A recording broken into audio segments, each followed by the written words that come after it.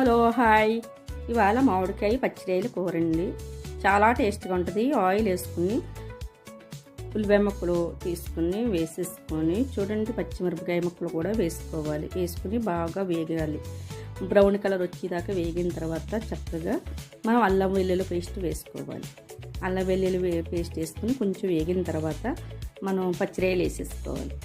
పచ్చిరొయ్యలు వేసుకున్న తర్వాత వేగిన తర్వాత సాల్ట్ తగినంత మనం వేసుకొని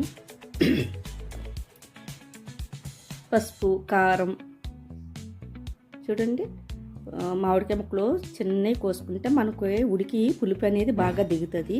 వేసుకుని బాగా కలిపేసుకున్న తర్వాత కొంచెం మూత పెట్టేయాలి. మూత 5 నిమిషాలు పెడితే అవి మెల్ట్ అయిపోతాయి. చక్కగా ఉప్పు కారం అవన్నీ పడతాయి. మసాలా మాత్రం వేయకూడదండి. ఇప్పుడు వాటర్ వేసుకోవాలి. వాటర్ వేసుకొని చక్కగా కలిపేసుకుని మనం మూత పెట్టేసుకోవచ్చు. మసాలా వేస్తే టేస్ట్ అంతా పోతుందండి. చూడండి, మళ్ళీ మూత పెట్టుకుని మూత పెట్టేసి బాగా దగ్గరికి అయ్యేదాకా చూసుకుని చూడండి, ఇప్పుడు దగ్గరికి అయిపోయింది.